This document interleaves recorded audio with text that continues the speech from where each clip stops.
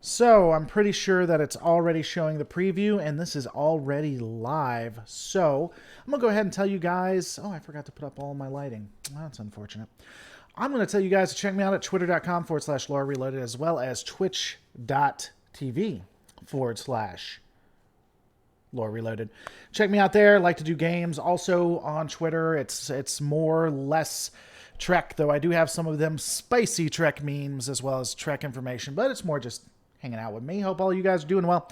Also, something cool and new, I got like a talk thing, so if you are someone who supports the channel in that way and you like doing super chats and stuff, consider tipping. If you do it below, it will say the whatever you say. Of course, I have it set up so you can't say anything stupid and get me banned from this content network. Hope everybody's doing well today. We got Andre Niemand, a German Trekkie, always fun. Broken Eyes, R. McDudd, Alexandra Brooks. Give me a second, guys. Wow. This is just all kinds of professional. That's why you guys come here. You come here for the big bucks, the professionality, as they say. Don't forget to hit that like button. Never forget that it is more scared of you than you are of it. And you will see two random cats that come in and leave. What's going on? Bradder's the mod who now thinks I'm his mom. That is just so weird. How else are we supposed to see the Enterprise destroyed? Asks Liam Legit. No idea in what that's reference to. I won't be here for long, but have fun with the stream. I'll wait for you never stay long enough anymore. It just it hurts my feelings. Mr. Light finally caught me live, so that's good. I much prefer that over catching me dead. Being caught dead is generally a net negative, though situationally, I guess you could argue. So let's go ahead and discuss, does Trek now require the Esplosions? Now, I say Esplosions because I really want to trigger people because they hate when you use words like that. So hopefully that has worked and you are sufficiently triggered at this point. A conversation that keeps coming up, and one that I think is worthy, is to discuss if at this point we can have the original series, or even if we can have the next generation. Interestingly, I think the answer is that in this time, in this day and age, as they were, I don't know if the old way of doing things would work anymore. You know. Liam says the title, does Trek require explosions? How else would they destroy the Enterprise? Well, that's true. That makes sense now. I understand where you're coming from. A lot of people get very, very upset when we discuss, very upset, get frustrated when we talk about J.J. Abrams, or we talk about Discovery, or things of that nature. There's a couple of sides to it. First, I think you can have a bit of oversaturation, and Red Letter Media has talked about this a little bit. What's up, Peter Quinn? In Red Letter Media, they discuss how the Abrams oversaturated with lots and lots of explosions and flashy things, you know. And I would agree with that, but I don't know that we could have the next generation the way it was presented anymore. The next generation was really an anomaly when it comes to Star Trek series, because the next generation was the most loved, at least according to ratings, Trek that we had. And then it's all downhill from there. Downhill being relative. I mean, really good numbers. Luke Favrouk super chatted $5. Thank you so much. Hey, Lore, what do you mean by now? Consoles, warp cores, red shirts, Riker's libido, everything explodes in Trek, even continuity. See, I get that. There's like 3 jokes in that. And I bet you can't guess what the 3 jokes are. That's why we like Luke. That's why Luke is a fan favorite. German Trekkie has to head out. Has some wonderful stuff on his channel. You guys should check out German Trekkie. He also helped me out with the DS9 thing. So, to address your point, though, so I don't think that we can look at the next generation and look at Discovery and call them the same show. Just removing the continuity gaps and everything aside, just looking at the way it's put together too, even when it comes to uh, combat or it comes to fighting. When you look at Deep Space Nine and you look at the Next Generation, those are wildly different as well. Wildly being relative, obviously, but they're very very different in the way they present combat and the way things occur. And I just wonder, Bird of Prey, helping out chat. Bird of Prey 5 actually has a cool channel where he has like chats from the chair or something. I actually watch him. I never remember the name, but kind of a cool perspective he has, helping out the channel. Kapla Lore Enterprise's best seasons were 1, 2, and 4. I would disagree with that, Bird of Prey. But even when you consider DS9 versus TNG, it was different, right? And the other interesting thing, and the thing I would challenge some people on, is a lot of people enjoy Deep Space Nine. They think it was the best series. And that's the one with the majority of combat from a nostalgia era Trek perspective. And so it seems like it's just changed. Again, someone was insulting them, but they were talking about how modern era audiences need explosions. I think they do. I think that's just the culture we live in now, you know? Nathan Norman, Star Trek doesn't always need explosions. Strong character development and compelling stories are all we need. The explosions are there to raise stakes and to add dread to villains. You know, even in Star Trek Orville, even in Orville, sorry, I was reading a comment. Even in Orville, there's a lot of action that we don't see on, that we didn't see, let me rephrase, on the Next Generation. They've added quite a bit of combat, quite a bit of just things flashing and things going pew pew, to use the Latin. And the audiences generally really enjoy it, you know? So again, I wonder and I question, because a lot of people, you know, try to get upset. A lot of channels will be like, oh my God, it's not Trek anymore. It's just explosions in space. But that's what people want? If that's what sells, then why would you not do that, you know? Hello from Bosnia and Herzegovina, says Andre J. Junovic, Art and Dyslexia. Leo into the Ver, DS9 equal Babylon 5 Star Trek edition, or does Babylon 5 equal Star Trek DS9 edition? Hey, I like Babylon 5. I really do. Huge fan of Babylon 5, but they took from a lot of other shows. It's interesting to me because everyone says Deep Space Nine stole from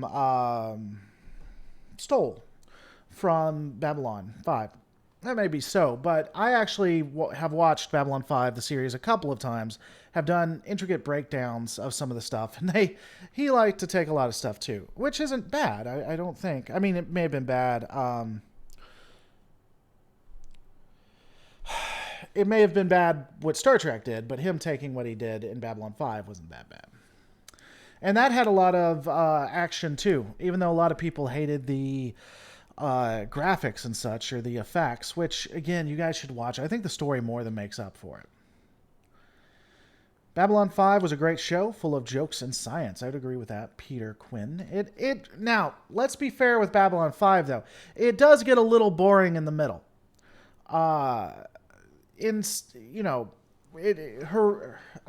Drastically does it get boring in the middle. I think there are a couple episodes where it was just a slog to get through them. And people may disagree with that, but I would challenge you to go watch Babylon 5 if you haven't recently, and watch, because I think that there's some nostalgia there. Luke Favrouk having some good points.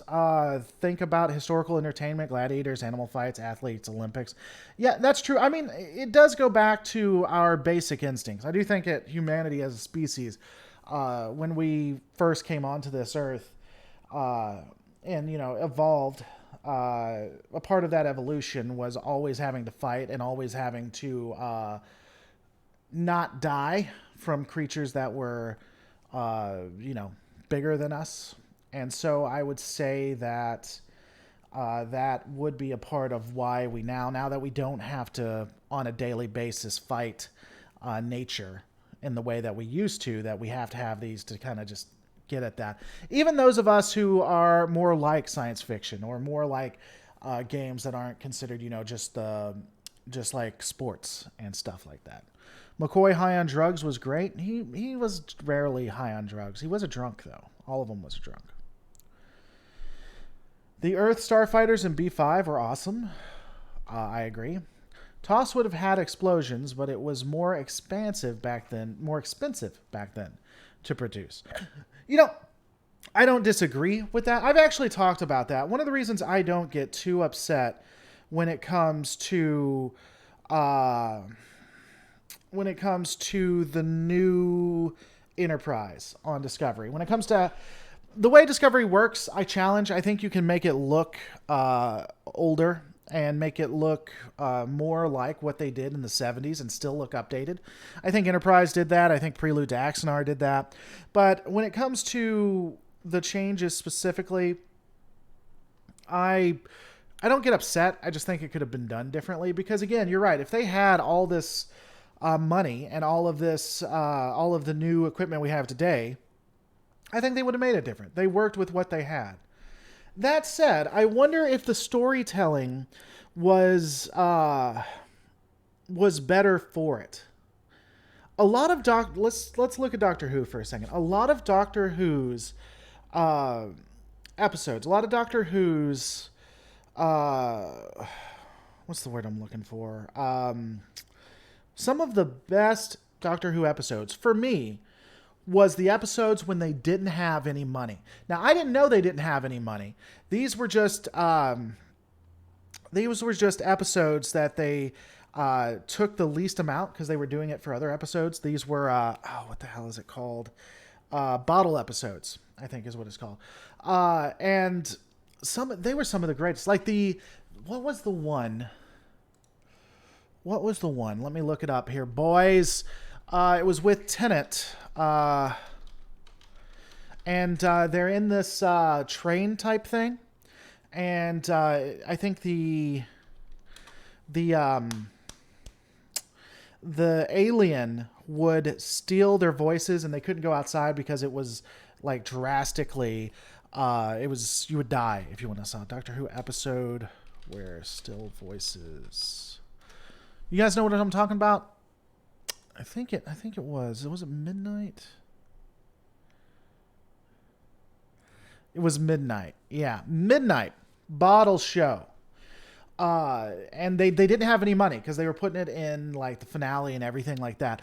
Midnight is an excellent show, written very well, and they barely did anything. They stayed in one location over half the time.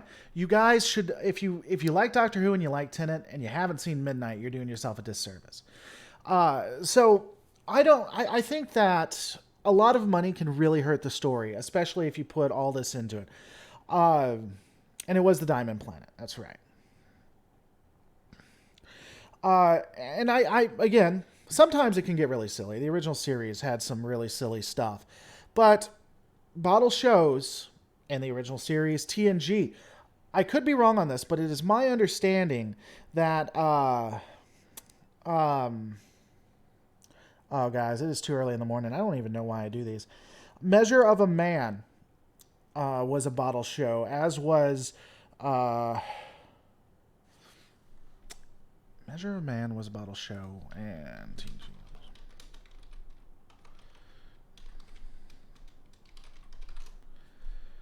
The Drumhead. Both The Drumhead and Measure of a Man, to my understanding, were both bottle shows, and they were excellently done. I mean, if you don't have money, you can really put something together. Bottle episodes only use pre-existing sets mostly. It's mostly is right, Smock. But they can put simplistic sets together. Bottle episodes don't just only, but generally I would agree. Because again, the point of a bottle show is to make it is to save money. Justice Ag, what are explosions? Explosions are things that explode. By the way, 14 likes and 57 people watching. Come on, people. We at least need 30 likes. Let's get it to 30 likes. Do that for me. Sometimes you can get better results with less. Doctor Who is a perfect example of the less is more philosophy. Also, Midnight is one of the best modern episodes. I would agree with that. Trek bottle shows give a chance to get good character development. Again, I think that modern audiences need stuff like The Expanse. I think the Orville titters on the edge, because I do think that if they go too far TNG, they'll lose audience members. But they're as close to TNG in keeping it there, and they again have a lot of action, have a lot of explosions. You like Halo lore? I absolutely love the books that were written for Halo. Some of the best writing on God's green earth is from Halo books. Absolutely, full stop. The lore when it comes to the games is interesting, but I'm telling you, the books are far superior. R. McDudd already hit that like button. We're 2 away from 30, people. 2 away. You know, someone lit a cigarette with a nuclear explosion once. I don't believe you. I believe you not, good sir. Yes, Justice Ag. You know why I made it Esplosions? So that you would comment. Because I want your comments. Because I'm greedy. I'm greedy. So anyway, the basic concept here is that a lot of people get upset that it's not nostalgia Trek, and I simply believe it is my complete conception that the my complete conception, no, perception, that TNG would not do anywhere near what it did then. And some people have theorized that TNG wasn't great because it was a Trek episode or was a Trek series. It was just great that happened to be Trek. What is going on, Anakin 64? It's really intriguing to think about and to discuss, because the ratings for TNG are so dissimilar. They are so high. They are amazing numbers. And they make the other series just look bad. But the thing is, the numbers for like Voyager or Enterprise got pretty bad, but Voyager, the original series, and DS9, they weren't bad. Anyone would have loved to have the ratings that DS9 and Voyager had, and mostly Enterprise, though it got really bad at the end. It's just TNG was so much better, so much better.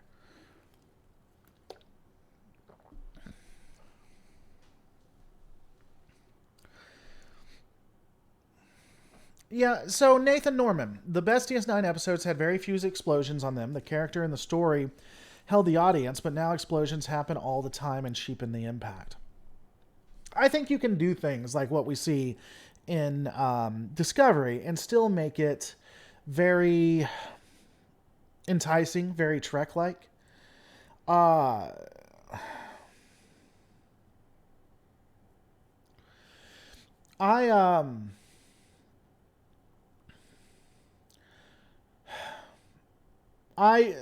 me give you an example. And what was it? What was the episode? Discovery spoilers for those who care.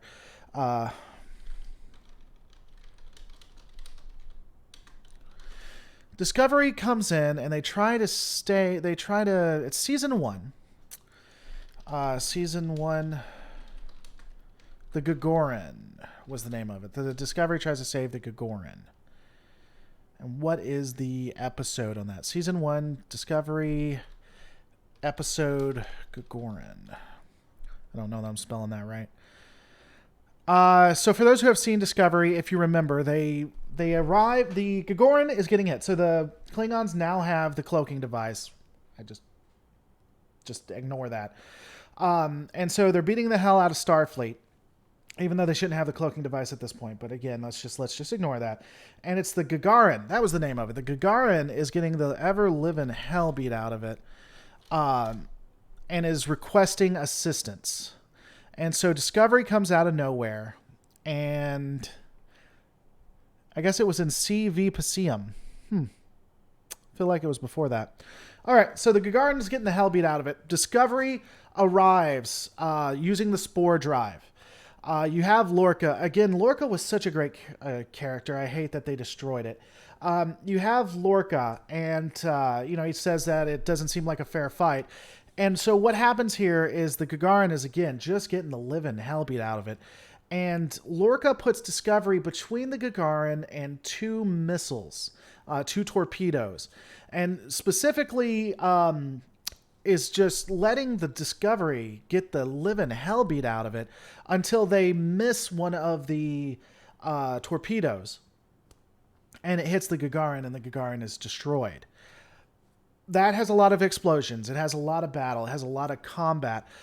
But I think it's really well done. I think that it is very Star Trek. I think it is the ethos where you have Starfleet officers putting themselves, the heroes no less, putting themselves in the way of the Klingons. And so the fact that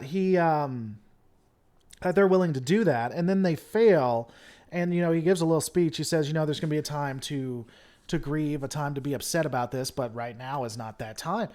And another really great episode, and I think it was Parabellum, I want to say. CV Passeum Parabellum. Is that the one? I don't know if that's the one with the planet, but ultimately this planet, and again, there's a whole big backstory to this, but this planet is, for all intents and purposes, alive, or the species on it is alive, and the species can detect cloaking devices. Big story. There's a lot to it. This is very, very much just a shortened version. And so they go to the species, and they're like, hey, will you help us out? The species doesn't understand what war is or what conflict is. It's all perfect peace, yada, yada, and we love each other, blah, blah, blah. And so that species, not understanding, contacts the Klingons and says, hey, the Federation's here, let's talk, and all, like, hug and get naked and get weird. And the Klingons now realize there's this species that can detect its cloaks, and so the Klingons are on the way to just destroy this planet. They are going to blow the living hell out of it. The Discovery is ordered back to a station, is ordered back into Federation space, because if they lose the Discovery, they lose the war. And so the admirals are like, well, you got to let that planet die. And Lorca, I think, does a very... He combines, for me, Kirk, Sisko, and even Picard. Because what he does is he says, okay, our orders are to return to the space station. And he says, all right, make for the space station warp 7. And then he tells the crew, he says, we didn't use the slips, we didn't use our spore drive because they didn't order us to use our spore drive. It takes 7 hours in conventional warp to get back. You have 7 hours to figure this out in a way that we can defeat the Klingons, and we'll use our spore drive to go back. If we get there before you can figure it out, then that's it. That's what it is. So he followed orders, but he said, hey, let's try to save these people. Let's do what we can. Let's tech our way out of it. That was really good. Really well done, Trek. I honest to God, it was around that time I was being pulled over to Discovery. Discovery was starting to win me over because they were getting more and more like Nostalgia Trek, in my opinion. And then he goes to the Mirror Universe. And I don't care that he was the Mirror Universe Lorca. That would have been an interesting story. But they basically made him Trump. And, because the writers, God forbid the writers write just something good or at least challenge me when it comes to it. And I'm not even a Trump fan. I mean, it is bad when you have critics of Trump who are like, you're kind of misrepresenting him. Of course, I guess they just want him to stay in power because that's how you do it right there. Anyway... Slapper says if they didn't turn Lorca into a villain, he would have stole the show. I think he could have still stole the show if he was written as a good villain. I'm telling you what they should have done is they should have made Lorca a Section 31 operative. Section 31 should have known about the Mirror Universe and should have been trying to use Lorca. I'll settle for a strict rationing of lens flare, limit to once per episode and only on external shots. I'm tired of bridge shots looking like it's being shot on cameras with cracked lenses. Yeah, I mean, I never noticed. that doesn't bother me all that much, I guess. I guess I'm just whatever. Lorca was interesting. He was kind of a real jerk in his first several episodes. Then he sorts of calmed down for a while. Then we get the Mirror Universe reveal. Again, and I know I just stated it, and this was probably before I stated it, I don't mind Mirror Universe Lorca. I think you could have done a lot with Mirror Universe Lorca. I think you really could have made something of note, something worthy, something intriguing. But all they wanted to do with Lorca is tie him to current politics, and not even in a clever way. Yeah, and right, if they had made him more relatable and not just have a sudden turn when he went to the Mirror Universe. Exactly. And I've talked about this before. I think, and you know, I'm actually I'm rewriting the series, even though no one's watching it. I'm doing it for me, because none of you guys watch my Discovery rewrites, but whatever, that's okay. You know, and only work hours on stuff to dance for you like a monkey. If you don't want to watch my stuff for absolutely free when it costs you nothing, that's up to you. But, so I think that what they should have done when it came to the, Lorca, what they should have done with Lorca is they should have taken if they really wanted to make him Trump, they should have taken what Trump is known for and then tried to explore that, but do it in a way that was not just a tagline, because that's how you push people away from your point of view.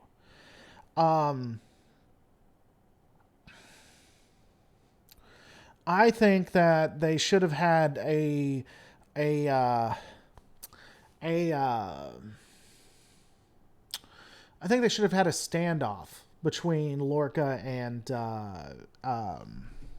Michael, and they should have went through it. You know, Ghost of Wrestling given $10. Thank you so much for the support. Really appreciate it.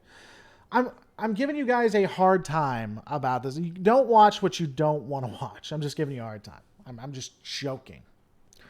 Anthony Brown, the like button is a scary thing, but I hit it and I feel braver now. Well, good. Someone asked, do I think that they should have brought Lorca back instead of Georgiou?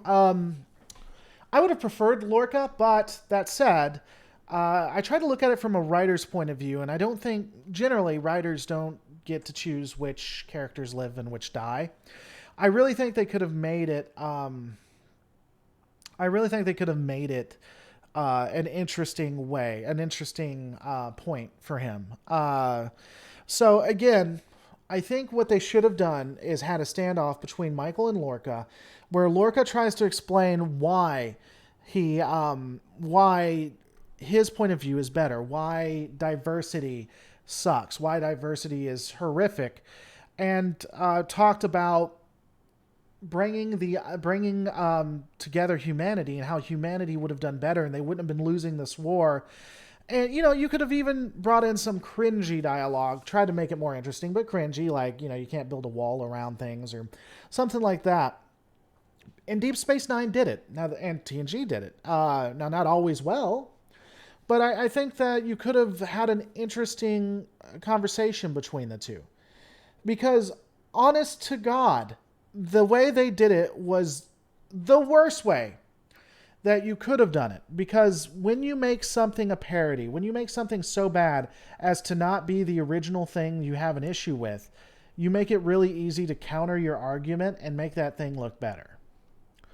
One of the reasons why, it is, in our culture, it is really easy and really profitable to be pissed off about everything that happens, whether it's Trek, whether it's politics, whether it's this, that, and the other. It is really easy to attack something, but it only makes it that much easier for the counterculture or for those who are against you to show how, horrible or how wrong you are and just show what's good, right? For instance, just throwing this out here, and it's not, this is honestly more a criticism of the audience reaction than the video itself, because people get that wrong. If I criticize an idea, it's not necessarily criticizing the channel. I don't understand. I hate that people are like that. the when you look at the 25% different rumor, that has done so much damage to the anti-discovery rhetoric, and has shown and is now only supported by such an insane group that all someone has to do who likes Discovery is point to how insane those who don't like Discovery are. It's like they can be dismissed because of it. What are you doing? No. No. I'm trying to do a show here. What are you doing? Stay up there.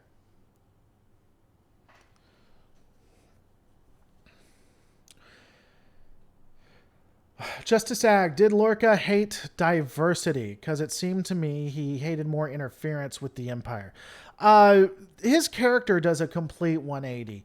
What we see in the Prime timeline versus the Lorca we see in the Mirror Universe is really drastically two different characters. It is as bad as Frozen villain turning. And it's just not written very well at all. So he hates diversity and he wants to kill all aliens. He wants to make the Empire great again. His words, make the Empire great again in the Mirror Universe. And yet he works so well and sees the advantages of diversity.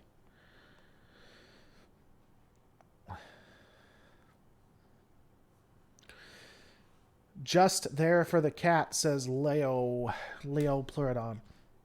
Lorca pulls a Dr. Jekyll and Mr. Hyde. He does, and there's just not enough good evidence for it, you know? There's just not enough foreshadowing. It's as if it's a different person, and it really hurts the fourth wall, if you ask me. Just like devastating. So Lorca is Palpatine. I mean, to a degree, I think Palpatine had better foreshadowing than Lorca. In the Mirror, and in TOS, the Empire didn't seem to discriminate. So here's an interesting thing about that. I actually did a breakdown of the Mirror Universe, an entire series of the Mirror Universe. I want to go back and redo that eventually.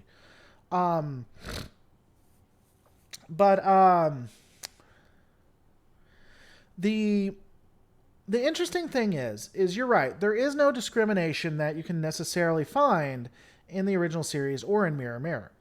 DS9 is a little bit different, though not. The discrimination comes against humans, but not other species, apparently. It's really interesting. Or the way that it's treated, it doesn't seem like it is. There's nothing that says there is discrimination. There's nothing that says there isn't discrimination.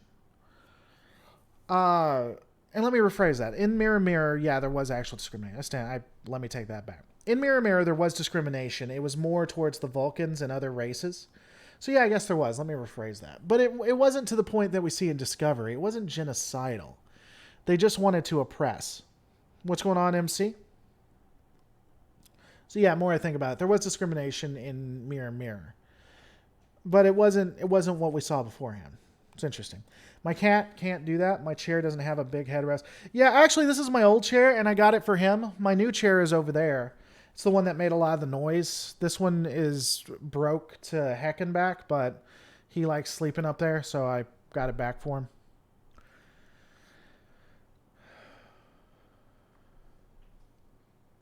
All right, guys, I think we're going to end it just a little bit early. I'll probably be coming back to do it later. As I said, if you like the channel and you like supporting, don't forget to check out in the description for the new tips and PayPal options, so I'm not getting hit with 30% taken away off the bat. Definitely stay tuned, because I'll probably be coming back probably 1-ish Central Standard Time. And before I end, it says, can you please introduce your cat? Haven't caught his name yet. This is Pumpkin, because he is orange, and my daughter said it reminded her of a pumpkin, so that's his name. And then the gray one, which, oh, there you go. The gray one right there, standing on something he shouldn't be standing on, is Mickey. My youngest actually wanted to call him Minnie, but but it's a boy, and so the name was changed to Mickey. Hey, Mickey, what are you doing? You need to get off of that. Okay. Good chat. All right, guys. Thanks so much for watching. Don't forget to rate, comment, and subscribe, and I'll see you on the next Lore Reloaded. See, and now I'm just going to sit here and wait because it's going to stop me halfway through, though if you replay it, it goes all the way to the end. So I'm just going to see the cat looking at me like I'm stupid, and then we'll hit this little stop streaming button right here. Yeah, there it is.